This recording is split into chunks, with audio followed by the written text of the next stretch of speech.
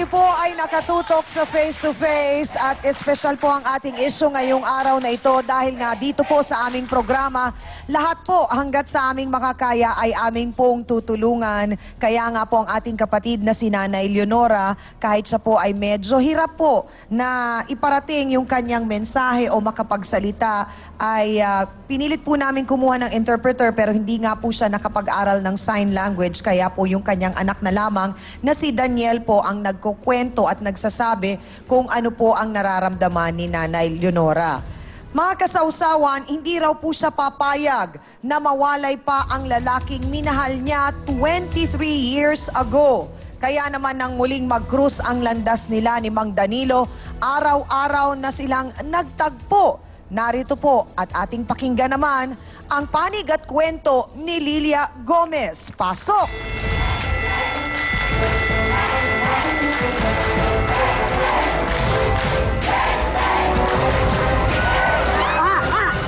Sandali lang! Naku!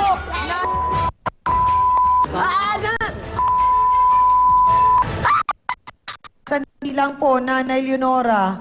Kailan po ba kayo nagkakilala ni Mang Danilo? Nung nakilala ko to, hiwalay sila ng asawa niya. Apo. Ngayon, Anong taon po yun? hindi ako nagkamali, mga 1980s. Ngayon, nang magsama kami, nabuntis niya ako. Apo. Pero siya ang nakauna sa akin. Siya ang hindi ka tulad. Nakinasabi. Sandali lang po, Aling Lilia. Hindi ka tulad ko, dalaga ako. Ano daw yun? Ano daw to? Sungay. Ha? May sungay daw, May sungay. Marunong magmahal ng asawa, kaya kainiwanan. Okay, sige. Sandali lang po, ating Lilia. Nay, sandali lang. Quiet ka lang muna, Nay, ha? O, sige.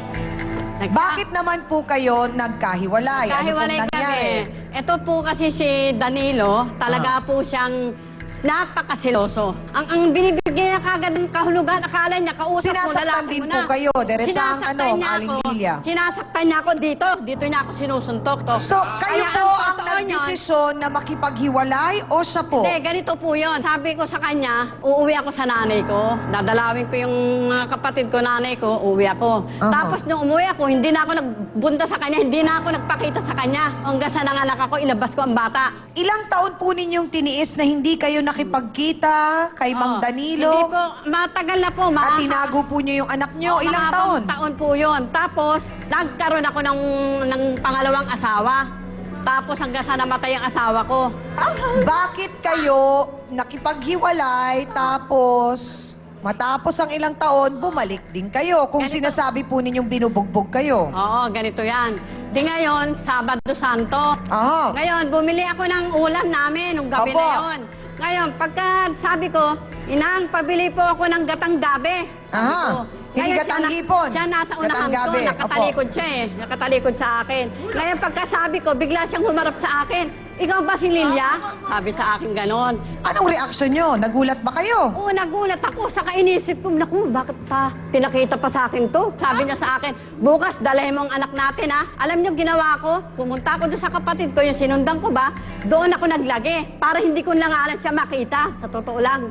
Di ngayon na nagtago po ako. Ngayon siya pa pumunta sa bahay. Apo. Pumunta siya at yung amin. Hinanap niya ang bahay ko. Apo. Hinanap niya ang bahay ko hanggang sa natagpuan niya. Aba, Wala ang ako. galing. Wala Oh. ako at yung amin. Oho. Ngayon, nung So sa dumating makatuwid, siya, ang sinasabi po ninyo, talagang mahal kayo ni Mang Danilo dahil talagang Hinanap niya sinuong talaga niya. ako, sinuyod niya. Sinuong Para niya, makita bagyo, niya ako. araw, kidlat, Oo. kulog. Makita lang Ngayon, kayo. Ngayon, pagkatapos din nung ano, So diretsahang tanong, mahal niyo pa ho ba si Mang ay Danilo? talagang mahal na mahal ko siya. Dahil siya nakauna sa akin eh. Siya nakauna sa Opo. akin.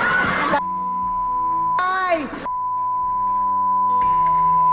Aling Leonora na magbalikan sila. Eh ayaw na nitong asawa ko. Nagpahalik naman po kanina. Ayaw na ng asawa ko. Kaya nga pag pumupunta itong asawa ko na, ayaw ko na pupunta doon para maghalik. Ano, para gusto ganunin din ba siya? Ha? Para ganunin siya? O, hindi babalik sa'yo yan. Punta siya rito eh. Hindi yan babalik sa'yo. Umabot na po sa barangay itong problema ninyo, Oo, hindi po umabot ba? na. Anong Nakarating po nangyari? kami sa barangay. Ngayon, pinapili siya. Sabi niya, o sino ba sa kanila ang mahal mo? Ang sagot naman ni Dani, pareho silang mahal ko dahil pareho silang may anak. Pero hindi mo sila pwedeng parehong pakikisamahan. Ano? Na magpapaka, Bakit? Kinuha ba ako para ano? Kinuha ako para ano?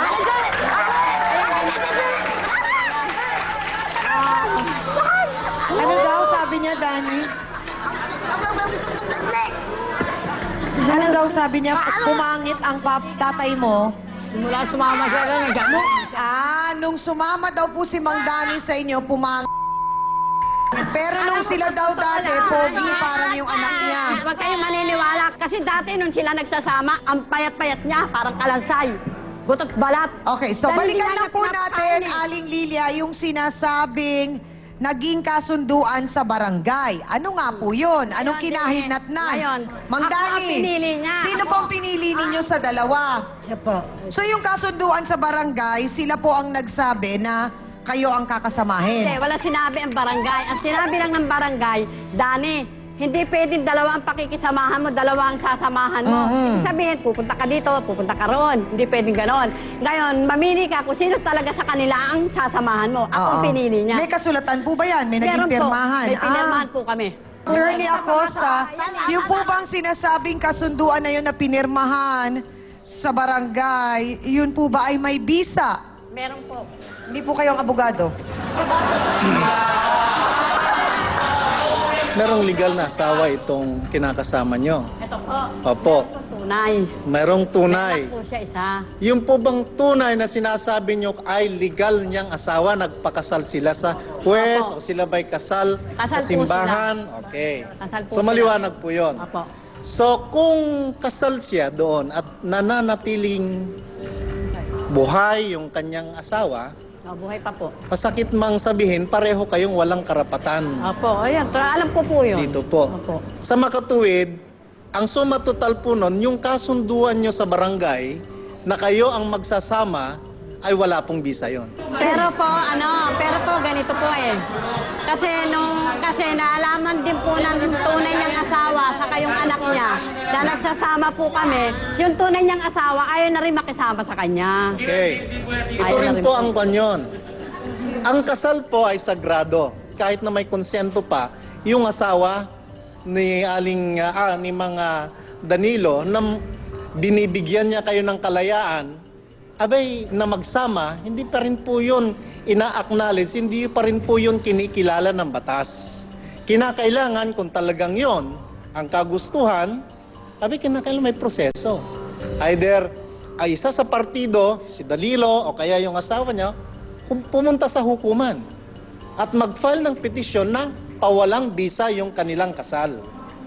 Maraming salamat po, Attorney Acosta. Pero talaga pong, Mang Danilo, ayaw nyo na pong bumalik kay Nanay Leonora. Ayaw ko na. Dahil ang binabalikan ko na lang po yung mga anak ko na yan. Hindi daw po may nangyayari pag pumupunta daw kayo eh. Sabi ni Nanay Lilia, Sabi niya. may nangyayari pa rin daw sa inyo ni Ate Leonora eh. Sa aking ano yun. Kasi ang pagkakaano isipan niya, ko. pag ako mag-isa nagpupunta sa dito Siyempre, kay titay, alanganin naman Ang kung kami nga, isipan niya, tagal nga namin hindi nagsama, bakit nangyayaring- nagkaroon kami? Mapaibig kaya muli ni Nanay Leonora si Mang Danilo at tatanggapin ba ito ni Nanay Lilia? Alamin po natin yan ang mga kasagutan sa pagbabalik po ng Face to Face. Diyan lang kayo mga kapatid.